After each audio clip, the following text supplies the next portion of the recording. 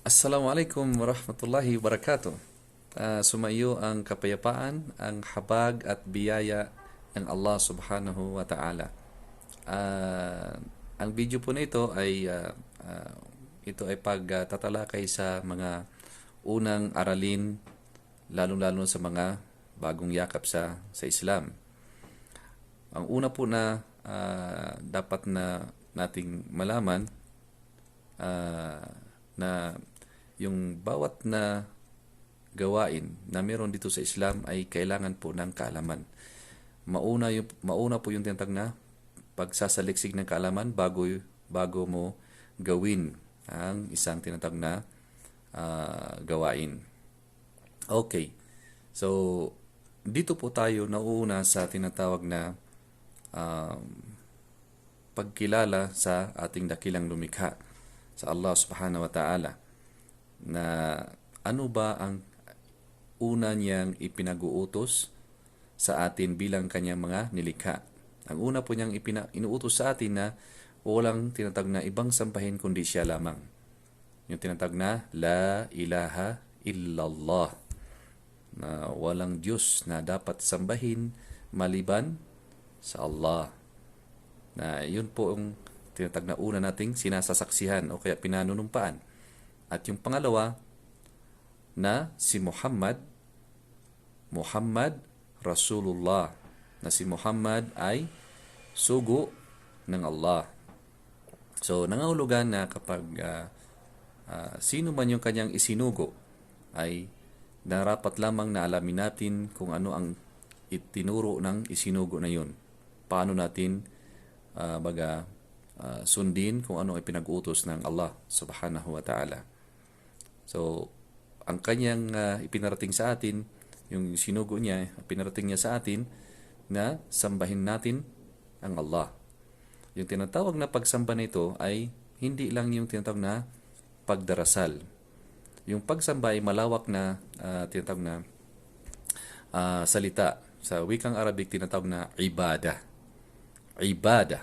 Baga, sa ating salita, pagsamba. Pero, ang kahulugan ng tinatawag na ibadah ay lahat ng mga ipinag-uutos ng Allah subhanahu wa ta'ala, lahat ng kanyang mga kinalulugdan, na ating sinusunod, ay tinatawag na mga gawaing pagsamba. At lahat naman ng kanyang ipinagbabawal na ating iniiwasan o kaya ibang nilalayuan, at yung mga lahat ng hindi niya gusto para sa atin, na ating nilalayuan, yun yung mga gawaing pagsamba. Ibig sabihin, mga bagay na inuutos man o kaya pinagbabawal, kailangan na magkaroon tayo ng kaalaman patungkol dyan. Nangunguna sa pagkilala sa Kanya na nag-iisa, na siya lang ang ating sinasamba. Doon tayo humihiling sa Kanya na ating lahat ng pangailangan. Doon tayo sa Kanya nagtitiwala. Doon tayo umaasa sa anumang ipagkakaloob niya sa atin. At doon tayo humihiling ng ating pangailangan, lalo na sa kapatawaran sa ating mga nagawa na mga kasalanan. So tayo ay tao, nagkakamali, nagkakasala araw at gabi, at tayo ay humihingi ng kapatawaran palagi sa ating dakilang lumikha, dahil siya ang pinakamapagpatawad, ang pinakamaawain. Okay? So, narapat lamang na tayo ay mapasalamatin din. Mapasalamatin sa mga ipinagkaloob niya sa atin. Yung mismong ating ating sarili, ating tao, ating pagkatao, anumang pinagkaloob niya sa atin, yung ating tinatag na talino, yung ating paningin, ating pandinig, ating panglasa, ang ating mga nilalanghap na hangin, ang ating mga paa, kamay, lahat ng mga ito ay narapat na ipagpasalamat natin sa ating dakilang lumikha. Dahil kung hindi dahil sa Kanya, wala tayo rito. Because siya ang lumikha ng lahat ng bagay. At narapat lamang sa isang nilikha na katulad natin, na wala tayong pagmamayari ng anong paman dito sa mundo. Siya ang nagmamayari ng lahat dahil siyang lumikha ng lahat ng bagay. Narapat lang na tayo ay mapasalamatin sa Kanya. Dahil siya mismo nagsabi, wala in syakartum la azidannakum. Kung kayo ay mapasalamatin sa akin, baga dadagdagan ko kayo. Dadagdagan ng mga biyaya, gantimpala, o anumang mga ipagkaloob niya sa atin. Dahil sa pagpapasalamat na yan.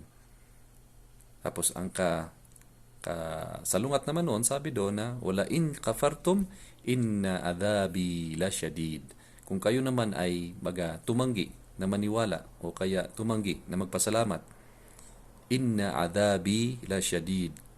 Tandaan ninyo, katotohanan ng aking parusa ay napakatindi, napakasidhi.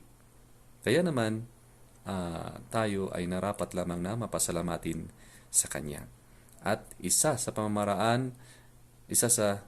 inuutos niya sa atin paano tayo makapagpasalamat sa Kanya ay yung tinatag na salah.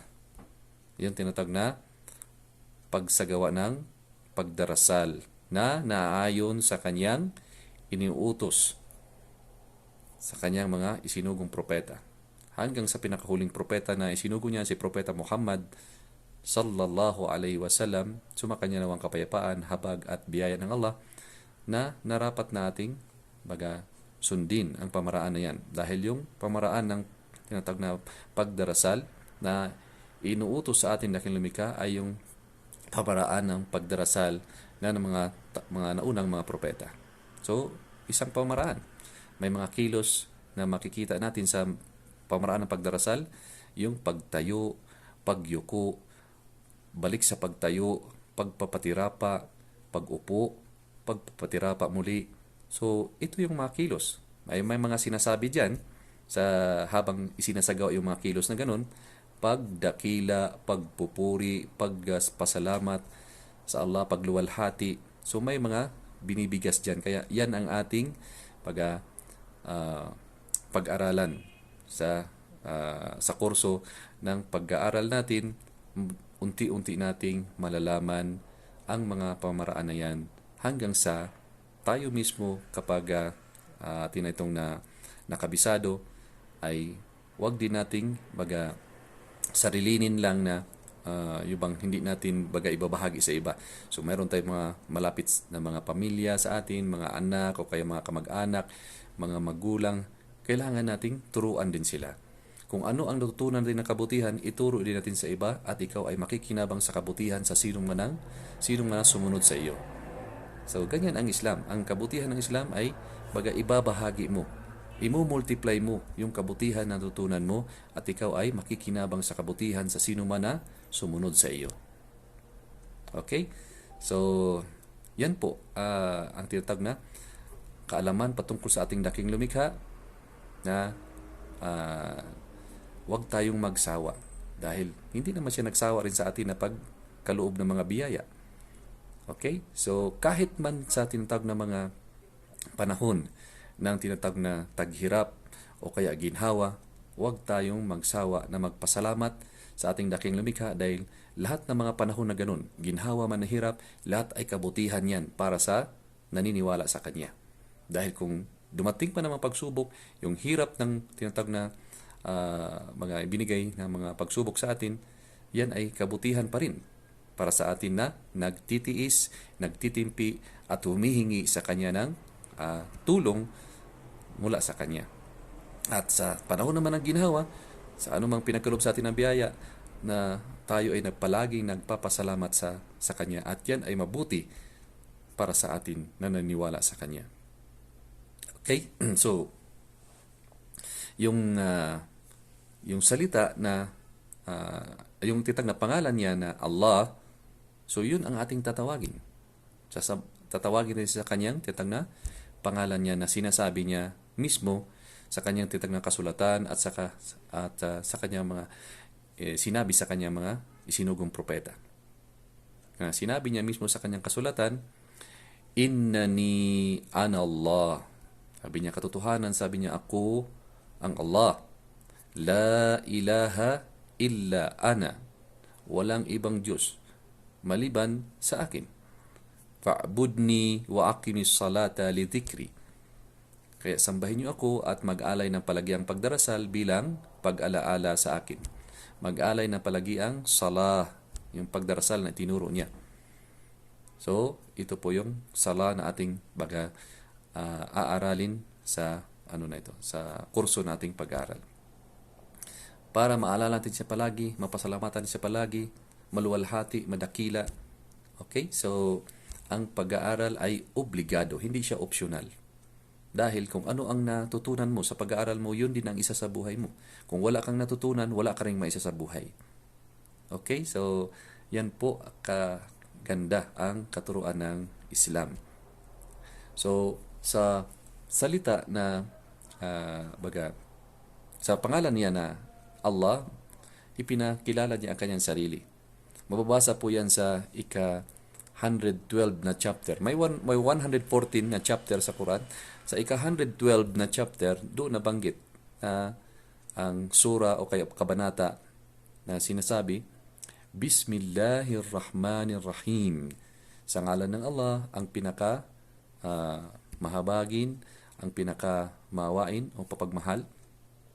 Nasabi doon, Kul huwallahu ahad.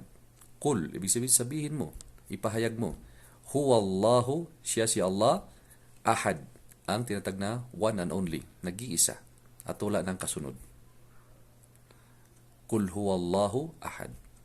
Pahayag mo, siya si Allah, ang tinatag na nag-iisa na wala ng kasunod. Wala ng Diyos maliban sa Kanya. Okay? Allahus Samad.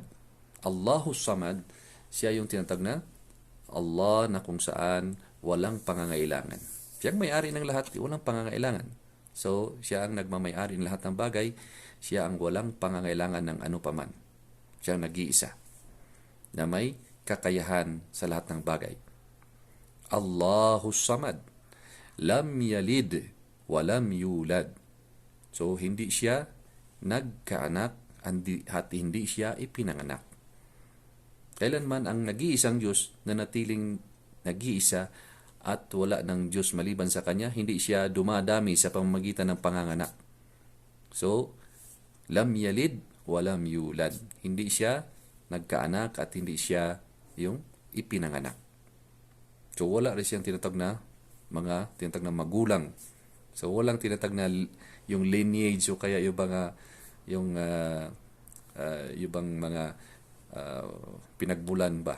Ang Diyos ay walang tinatag na, ang tinatag na Allah subhanahu wa ta'ala ay walang tinatag na pinagmulan. Siya yung nauna sa lahat ng mga bagay. So, siya yung lumikha ng lahat ng bagay. Okay? Sabi niya, Allahu khaliqu kulli shay. Si Allah, sabi niya, siya ang lumikha ng lahat ng bagay. Okay? So, siya yung tinatag na walang katulad.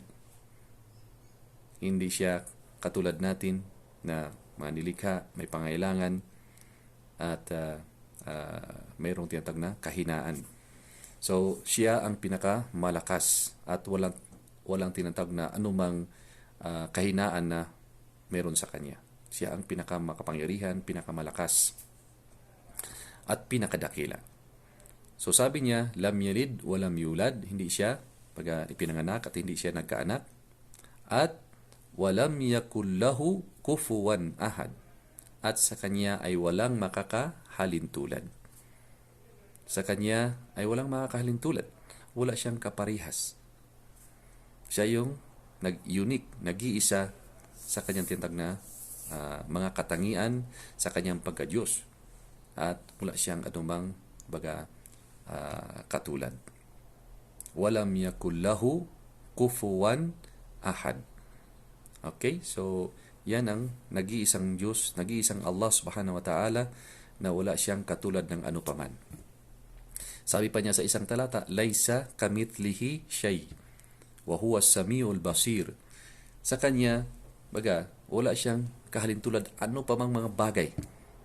Wala siyang kahalintulad. Siya ang as-sami'ul basir. Siya ang nakaririnig sa lahat at siya ang nakakakita sa lahat. So, at saan siya naroroon? Sabi niya, Ar-Rahmanu 'alal 'arsy istawa. Ang pinakamahabaging Allah subhanahu wa ta'ala ay nasa ibabaw ng lahat ng kanyang manilika. Isa sa kanyang manilika, arsh. Yung tinatawag na, sa ating salita, trono. Ang trono, ang laki ng trono, nasasakupan ang lahat ng kalangitan at kalupaan sa laki ng tinatawag na trono. Lahat ng kalangitan at kalupaan. So, hindi siya yung trono na kung saan para bang kuan lang, upuan lang na para bang upuan ng isang hari. So, hindi ganun na kuan. So, ang laki ng trono niya ay nasa sakupan ng laki ng trono niya ang lahat ng kalangitan at kalupaan. At siya ay nasa ibabaw ng kanyang tinatag na trono, ng kanyang arsh. Ibabaw ng lahat ng kanyang mga nilikha. Kaya naman, ang kasagutan sa pag sinasabi natin, Subhana Rabbiyal A'la, kapag ikaw ay nagpapatira pa, ididikit mo yung noo at saka yung ilong mo sa ground. Pag ikaw ay nagpapatira pa, ang binibigkas dyan, Subhana Rabbiyal A'la, kaluwalhatian sa aking Panginoon ang kataas-taasan. So, siya yung tinatag na the Most High. Wala nang tinatag na sino mang tataas sa kanya. Baga yung siya ang kataas-taasan. Okay? So, kapag tayo ay hihiling sa kanya, hihiling tayo, tatawagin natin siya sa kanyang pangalan, Allah. O Allah, Ya Allah. Baga, patawarin mo ako, Ya Allah. Pagkalooban mo ako ng mga bagay na kailangan ko. So, kapag gusto mong humiling sa Allah subhanahu wa ta'ala, ista'in billah. Ibig sabihin, ikaw ay humingi ng iyong pangailangan sa Allah lamang. Dahil siya ang nakakaalam sa lahat ng ating mga pangailangan. Okay? So, kaya, yung kanyang mga propeta na sinugo, sila ang pinakamagandang halimbawa kung paano natin kilalanin, paano natin sasambahin ang Allah subhanahu wa ta'ala. Siya ang tinatag na kataas-taasan. Okay, so alamin din natin anong kahulugan ng tinatag na Islam. Okay, dagdagan ko muna yung patungkol sa Allah. Sinabi niya sa banal na Quran, yung patungkol sa kanya, sabi niya, Allahu la ilaha illa huwal hayyul qayyum. Sabi niya, siya. Kasi Allah ang tinatag na wala nang ibang Diyos maliban sa kanya. Siya yung tinatag na Al-Hayy, yung palaging buhay. Kailanman walang tinatag na kamatayan. Walang tinatag na kamatayan. Huwal hayyul al-qayyum. Siya yung tinatag nag-iisa na mamahala sa lahat ng kanyang mga nilikha. La ta'khuduhu sinatu wala naum. Hindi aabot sa kanya. Hindi makakaabot sa kanya ang tinatawag na yung idlip ni ang tinatawag na pagtulog ay hindi mangyayari sa kanya. La ta'khuduhu sinatun wala naum. So, hindi mangyayari yung idlip at yung tinatawag na pagtulog. So, yung Diyos na pinaniwalaan dito sa panampalatayang Islam at ipinakilala ng kanyang mga propeta ay kailanman hindi naiidlip, hindi rin natutulog. So, siya yung tinatag na may-ari ng lahat ng kapangyarihan at yung tinatag na siya ang pinakamalakas. Siya ang pinagmulan ng lakas ng lahat. Okay. La ta'khudu sinatun wala naum, lahu ma fis samawati wa ma fil ard. Sa kanya ang lahat ng mga nasa kalangitan at nasa kalupaan. Okay? So, pagmamayari niya ang lahat ng bagay. Kaya naman tayo ay humihiling sa Kanya na siyang may-ari ng lahat ng bagay. Kung ano ang hilingin natin sa Kanya na pangangailangan natin sa mundong ito, so hilingin natin sa Kanya. At siya ang nakakaalam kung ano makakabuti sa atin at ano makakasama sa atin. Okay? So, alhamdulillah. So, alamin din natin kung ano ibig sabihin ng Islam. So, ang Islam, yun po yung tinatawag na Arabic na salita na ang kahulugan sa ating wika, yung tinatawag na pagpapasakop o kaya pagsunod, pagtalima sa nag-iisang Diyos na yan, sa Allah subhanahu wa ta'ala, pagsunod sa sa kanyang kalooban, sa kanyang kautusan. So, kapag tayo ay naniniwala sa kanya at sumunod sa kanya, ang tawag sa atin ay Muslim. Ang panampalataya natin ay Islam. Iyon ang pagsuko, pagsunod at pagtalima sa kanyang mga kautusan. So, sino man sa mga nilikha niya na sumunod, sumuko at tumalima, tinatawag sila na Muslim. Okay, malinaw. Kaya yan po ang ibig sabihin Islam at saka yung Muslim. Kaya huwag nating ilagay yung titag na pagiging Muslim sa isang titag na nilalang na kung saan ay sumusuway siya sa tinatag na sa batas ng dakilang lumikha. So, ang pagiging Muslim ay hindi na namamana. Ang pagiging Muslim hindi namamana.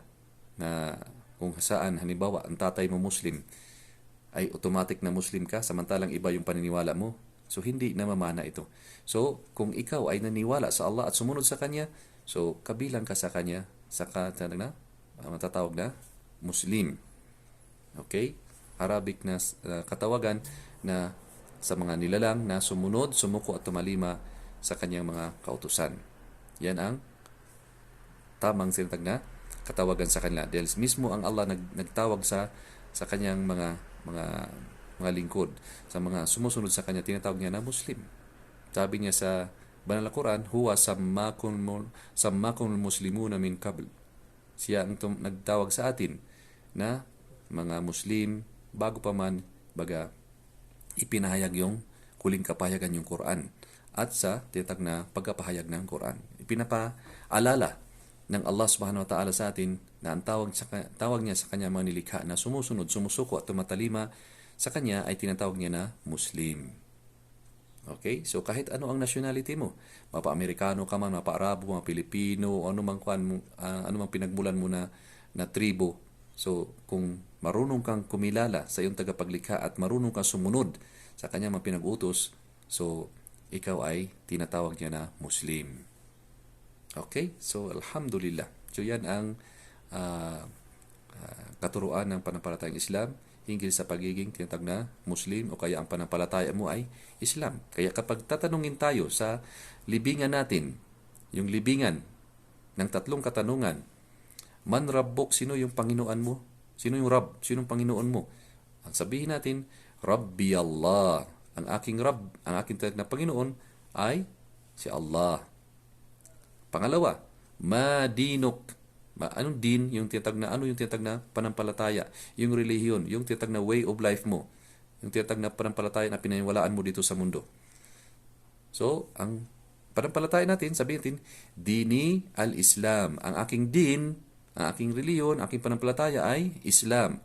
Ang tinatag na pagkilala sa nag-isang Diyos, Allah, at pagsunod sa kanyang tinatag na mga kautusan, sa kanyang mga kalooban, at pag-iwas sa kanyang mga ipinagbabawal. So, ang aking panampalataya, aking reliyon ay Islam. Ako ay isang Muslim. Ang aking tinatag na, ang pangatlo na katanungan, man nabiyuk, sino ang iyong nabi, yung propeta mo? Ang aking propeta ay walang iba kundi si Propeta Muhammad. Siya ang pinakahuli sa lahat ng propeta. So, pinaniwala tayo sa kanyang tinatag na mensahe, sa kanyang tinatag na pagkapropeta, at tumanggap siya ng revelasyon, yung tinatag na Al-Quran. So, yun ang magiging natin patnubay sa ating pagsunod sa Allah subhanahu wa ta'ala, sa ating pagsamba sa Kanya. Okay? So, tatlong katanungan, ulitin natin. Man Rabbuk, sino ang Panginoon mo? Rabbi Allah. Ma dinuk, ano ang yung tinatag na din, yung panampalataya mo? Dini al-Islam. Man nabiyuk, sino yung propeta mo? Yung nabi? Ang aking propeta, Nabiyyi Muhammad sallallahu alaihi wasallam. Huwag natin kalimutan, sabihin natin sallallahu alaihi wasallam. Sumakanya nawa ang tinatawag na kapayapaan, yung biyaya, yung tinatag na habag at biyaya ng Allah subhanahu wa ta'ala. Ilayo na naman siya sa tinatag na anumang tinatag na kapahamakan. So, ulitin natin, yan ang tinatawag na yung bagay na matutunan natin, yung mga basic na matutunan natin patungkol sa Islam. patungkol sa Allah, patungkol sa Islam, patungkol sa tinatag na Quran. Yung Quran yun ang pinakahuling kapahayagan ng Allah.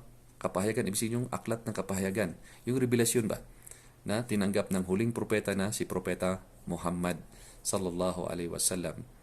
At ang pinakahuli sa lahat ng propeta ay si Propeta Muhammad sallallahu alaihi wasallam. Sinabi ng Allah sa Quran yan na ma kana Muhammadun aba ahadi min rijalikum walakin Rasulullah wa khataman nabiyyin. Si Muhammad ay hindi ama sa sino man sa inyo. Bagkus siya ay Rasulullah, pagkasugo ng Allah, wa khataman nabiyyin. Siya ang pinakahuli, pinakasagka, pinaka-final na mga sugo ng mga propeta ng Allah. Okay?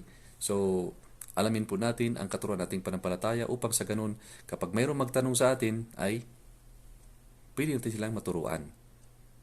Maigabay natin sila sa tamang paniniwala, tamang intindi ng mga katuruan ng panampalatayang Islam. Okay? So, ano po ba yung tinatawag na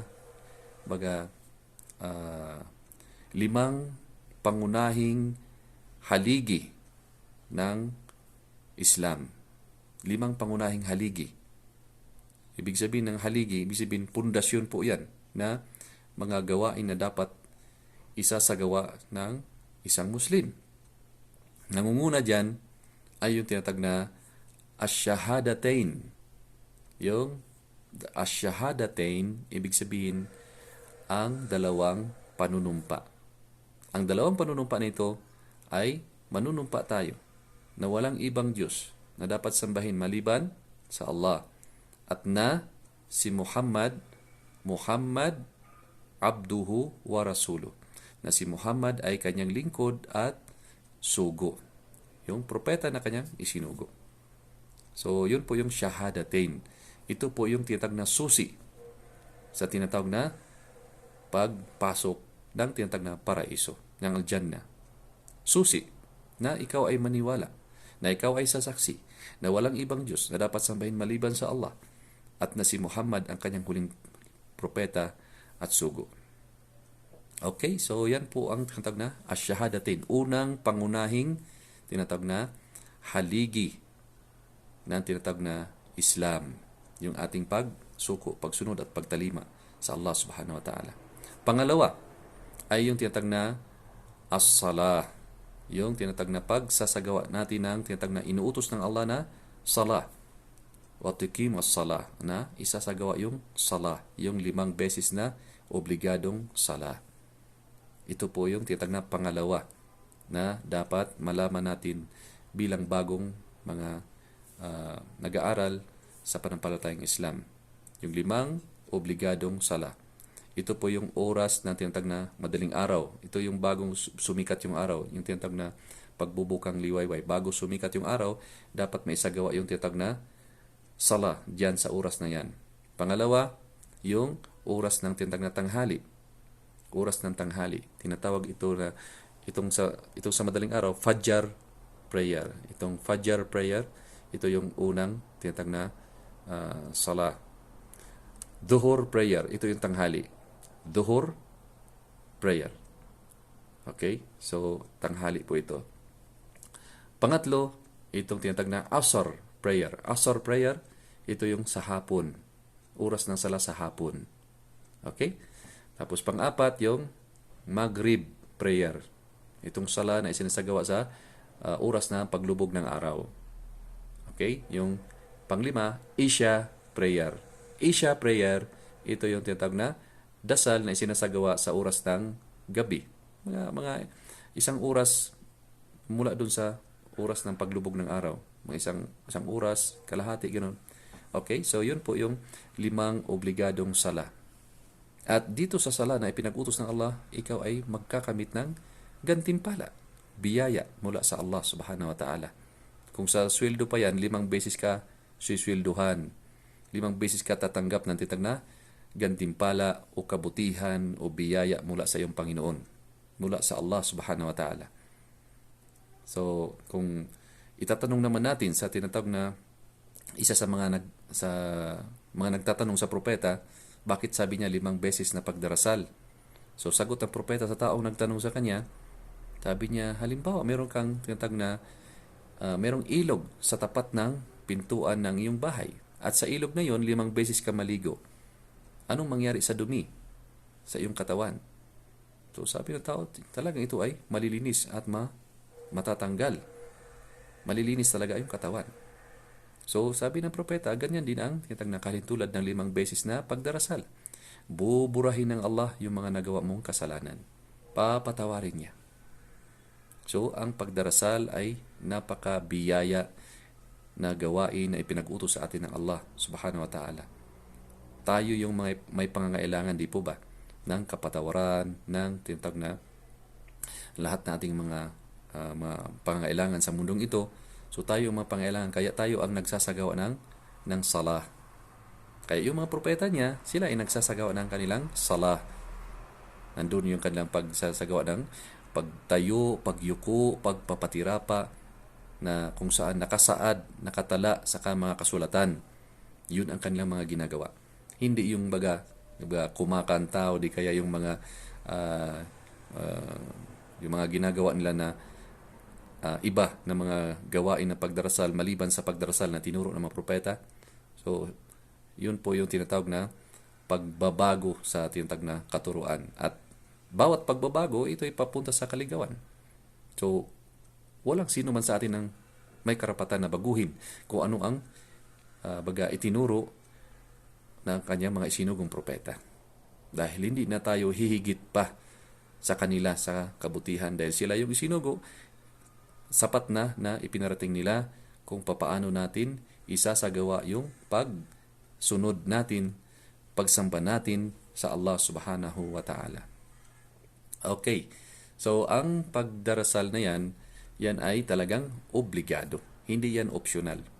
Kaya 5 beses na pagdarasal ay obligado na isasagawa ng sino man na matino ang pag-iisip, umabot na sa tamang gulang, at yung siya ay Muslim. Naniwala siya kung ano ang katuruan ng Islam. Sa mga hindi pa Muslim, sa mga hindi pa tinanggap nila ang Islam, hindi sila inuobliga. Kaya sila ay nandiyan lang sa ating paligid, sa ating katabi natin na hindi sila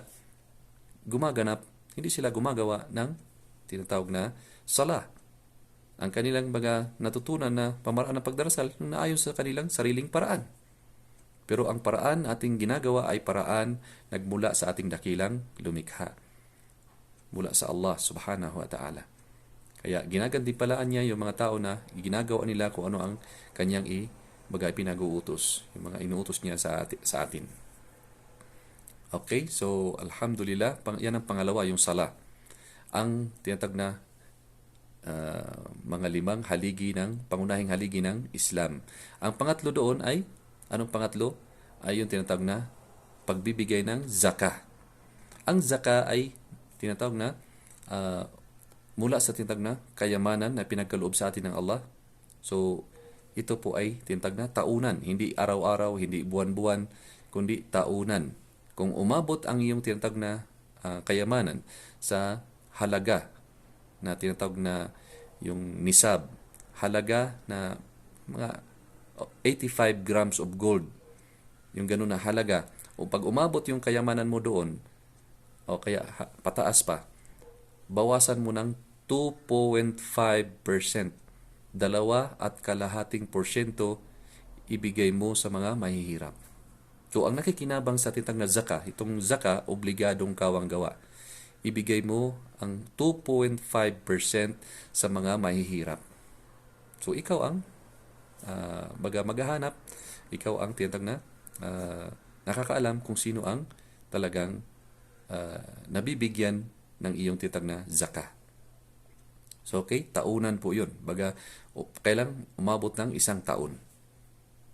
Okay, so mayroon tinatawag na mga zakah sa tinatawag na mga, may pananim ka, palay, ganun. Kaya yung mais. So, bawat ani ay magbibigay ka ng tinatawag na zakah.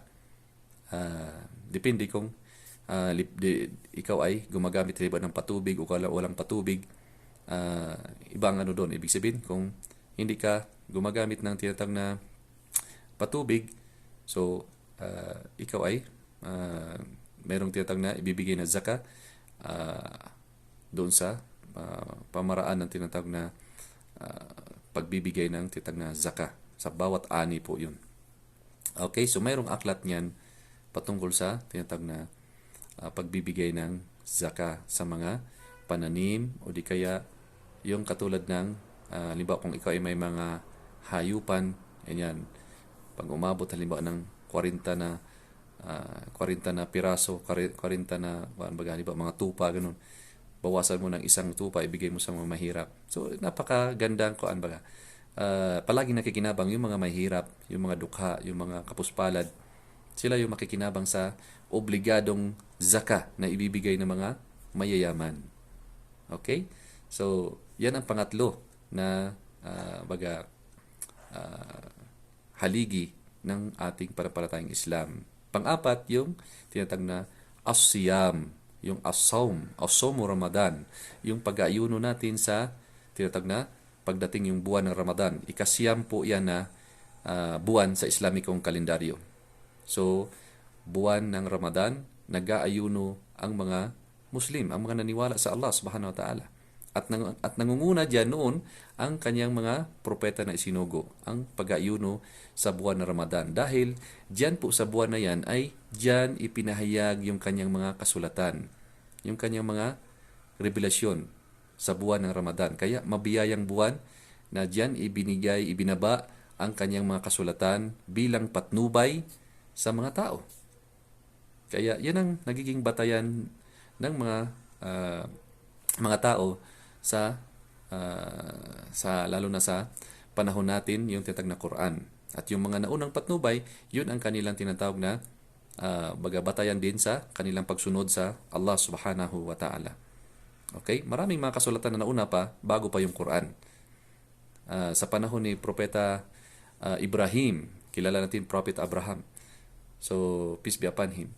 So, ang ipinahing sa kanya yung tinatawag na Suhuf Ibrahim. Sa ating salita, parang kalatas o kaya scroll of Abraham. Ang naman, yung pangalawa, yung sa panahon ni Propeta Dawood o kaya Prophet David, na ipinahing sa kanya yung tinatawag na Zabur. Sa ating salita, tinatawag na Salmo o kaya Psalms of David. Okay, so sa panahon naman ni Propeta Moses o Propeta Musa alayhi salam, sumakanya ang kapayapaan, ay pinahig sa kanya ang tinatag na Taurah. Taurah, ibig sabihin Taurah, yung tinatag na yung mga batas, the law, o ano yung tinatag na batas na pinapatupad sa kanyang panahon, sa mga revelasyon ng Allah subhanahu wa ta'ala patungkol doon. So yun po yung tinatag na Taurah. At doon bumabatay sila sa pamaraan paano nila sundin ang Allah subhanahu wa ta'ala. At sa panahon naman ni Isa ibn Maryam, panahon ni, sa ating salita, si Jesus, anak ni Maria, na ipinahing sa kanya ang kasulatan na tinatawag na Injil. Sa ating salita, ang Ebanghelyo o kaya the Gospel.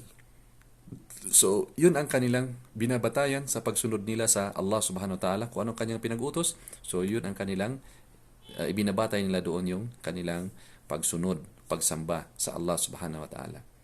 At ang pinakahuli, ang tinatag na Al-Quran, ang babasahin magpakailanman.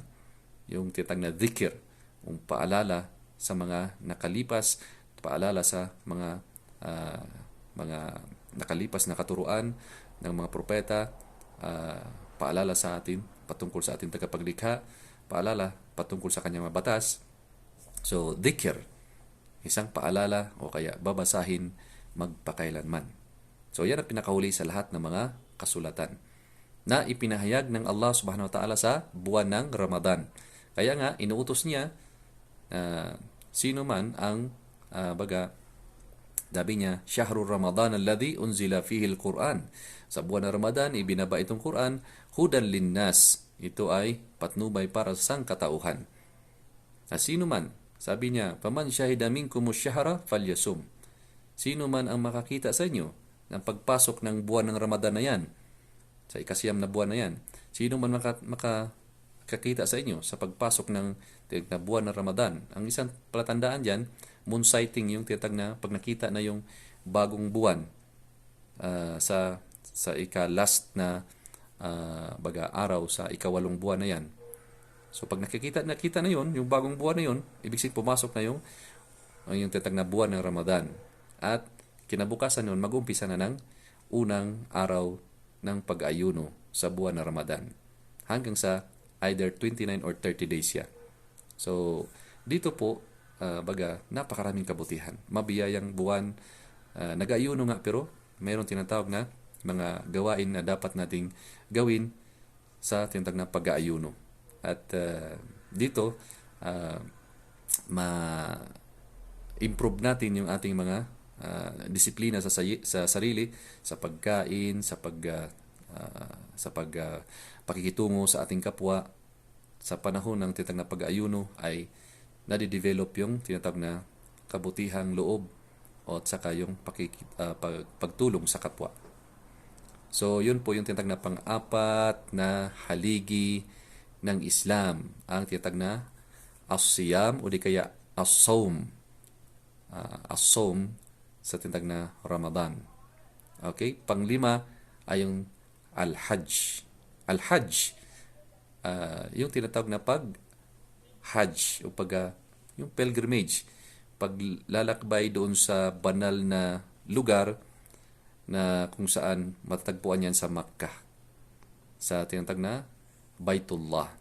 Yung tahanan o kaya bahay o kaya tinatawag na kwadradong istruktura ng tinatawag na yung gusali na kung saan diyan inuutos sa atin ng Allah subhanahu wa ta'ala na kapag tayo ay magsasagawa halimbawa ng sala, doon tayo haharap sa direksyon na ganun ng tinatawag na Kaaba. Kaaba, isang kwadradong istruktura na itinayo ng unang taong si Adam, yung tinatawag na pundasyon. Tapos sa panahon ni Prophet Ibrahim alayhi salam, so inuutos sa kanya itaas yung tinatawag na mga pader, yung pinakakuan niya, yung pinakapader ng tinatawag na Kaaba. Kaya mula noon hanggang ngayon nandiyan pa rin siya, napakahabang panahon na ang nakalipas.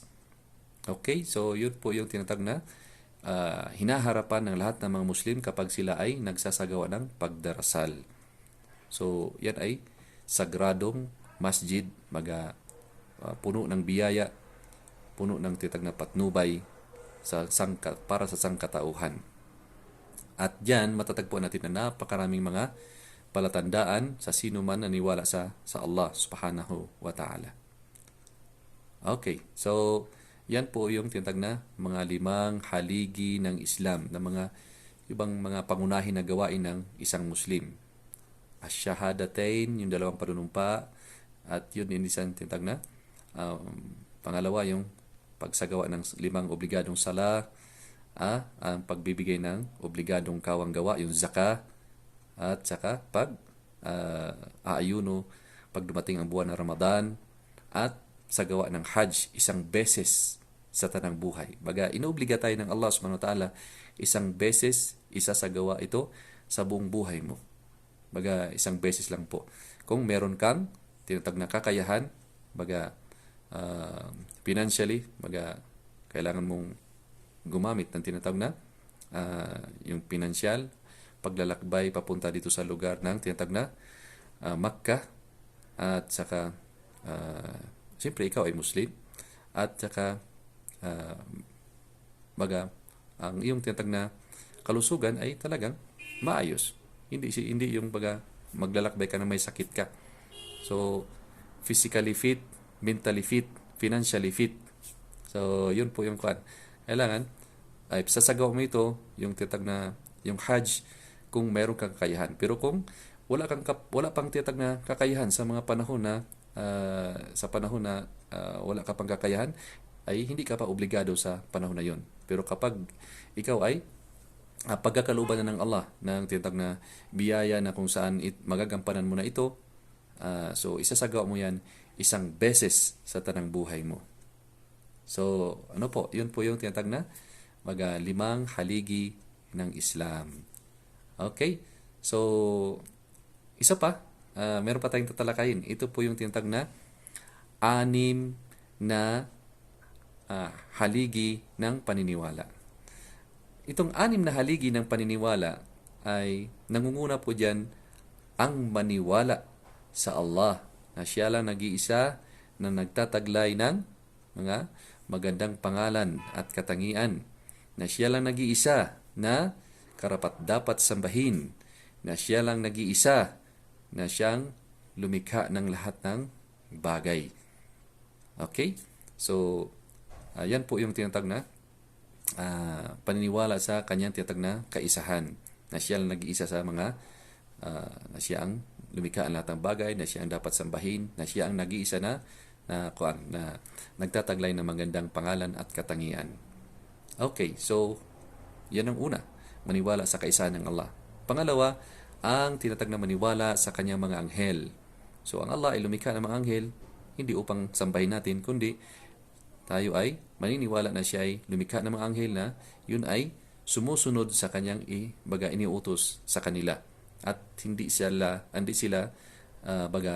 sumusuway kung ano ang ipinag-uutos ng Allah sa kanila.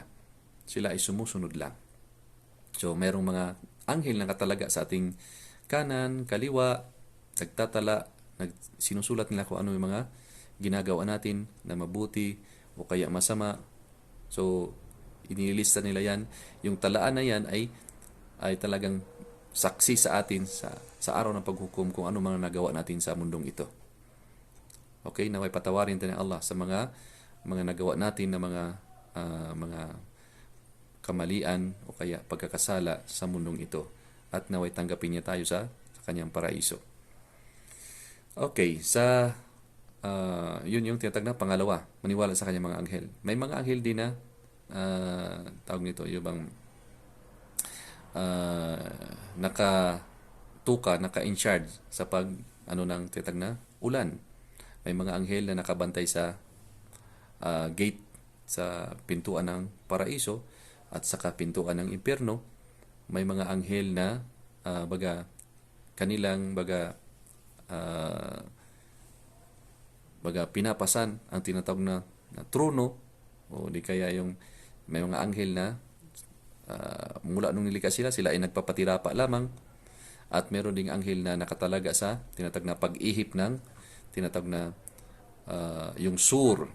Parang tinatawag na inihipan, sa atin salita baka trumpeta na kung saan ay lahat, pag naihipan yun, lahat ay mamamatay. At sa pangalawang tinatawag na lahat ng kanyang mga nilikha ay mamatay sa unang pag-ihip. Sa pangalawang pag-ihip ay lahat ay mabubuhay. Yun ang tinatawag na araw na pagbabangong muli. So yun po yung tinatawag na isa sa mga anghel. At meron ding anghel ng tinatawag na nakatalaga sa paghugot ng lahat na yung sino yung itinakda na huhugutin yung kanyang kaluluwa. Yan tinatawag na si Malakal Maut, yung anghel ng tinatawag na kamatayan. Siya yung nakatalaga na paghugot ng mga kaluluwa sa oras na sila ay itinakda na kukunin na ang kanilang kaluluwa. Kaya bago pa mangyari yun, gumawa na tayo ng mga gawaing ipinag-utos sa atin na lumikha upang tayo ay masaya, tayo ay makikinabang sa kabutihan na pagsunod natin sa ating dakilang lumikha, na tayo gagantimpalaan ng walang hanggang buhay sa paraiso, sa tinatag na Al-Jannah. Okay. So, yun po yung tinatag na pamaraan, yun ang tinatag na paniniwala sa mga anghel. Ang paniniwala naman sa tinatag na paniniwala sa kanyang mga kasulatan. So, haligi po yun ng tinatag na paniniwala. Maniwala sa kanyang mga anghel at maniwala sa kanyang sa kanyang mga kasulatan. Yung mga revelasyon ba. Yung nabanggit natin kanina, yung 5 na yun, yun yung tinatag na mga kasulatan na dapat nating paniwalaan. at saka sa kanilang original na tinatag na anyo. Yung ipinadala ang tinatag na kanyang mga kasulatan, yung mga revelasyon sa salita na sinasalita ng kanyang propeta. So, okay? So, yun po yun. Okay, so doon sa sunod, yung paniniwala sa lahat ng kanyang mga propeta at sugo. So, haligi po na dapat paniwalaan. Pangunahin na dapat paniwalaan, maniwala sa lahat ng kanyang mga propeta at sugo. Mula sa unang taong si Adam na siyang pinakaunang propeta na hanggang sa pinakahuling propeta na si Propeta Muhammad, ay paniwalaan natin sila bilang mga propeta at sugo. Sila ay tao katulad natin, sila ay kumakain, natutulog, sila ay may pangangailangan, sila ay nagdarasal, sila ay nag-aayuno. So tayo na may pangailangan ay kailanman hindi tayo magiging Diyos. Ang Diyos ay walang pangailangan. Ang Allah Subhanahu wa Ta'ala ay walang pangailangan. So tayo ang may pangailangan sa ating tagapaglikha. Okay? So ang paniniwala sa kanyang mga isinugong propeta ay talagang obligado na dapat paniwalaan natin sila na sila ay pinili ng Allah sa kanilang panahon at sila nangunguna sa pagturo kung ano ang totoo, ano ang tama at nagbabawal sa kanila kung ano ang mga masama at ano mga bagay na maaring ikakapahamak ng mga tao sa kanilang mga kaluluwa, sa kanilang mga sarili. So sila ay nangunguna sa paggawa ng mabuti at umiiwas sa ano ang ipinagbabawal. Okay? So ang paniniwala sa lahat ng kanyang mga propeta at sugo. Ang panglima, ang maniwala sa araw ng paghuhukom. Araw ng paghuhukom ay talagang sadyang itinalaga na ating dakilang lumikha upang doon makikinabang ng kabutihan yung mga gumawa ng mabuti at doon naman paparusahan yung mga tumatanggi na maniwala, yung mga gumagawa ng kasamaan. So dito sa paniniwala sa araw ng paghukom ay nandyan yung tinatag na katarungan, yung hostisya, pagbibigay ng tinatag na mga gantimpala sa sino man na sumunod, naniwala sa dakilang lumikha at sa kanyang mga sinugong propeta at kahiya-hiya sa mga tao na itinatanggi nila ang kanilang tagapaglikha. Itinatanggi nila ang Allah Subhanahu wa Ta'ala na kanilang tinatag na Panginoon, ang pinakamaawain, ang pinakamahabagin. Nagbibigay sa kanila ng pagkataon na maniwala at hindi sila naniniwala.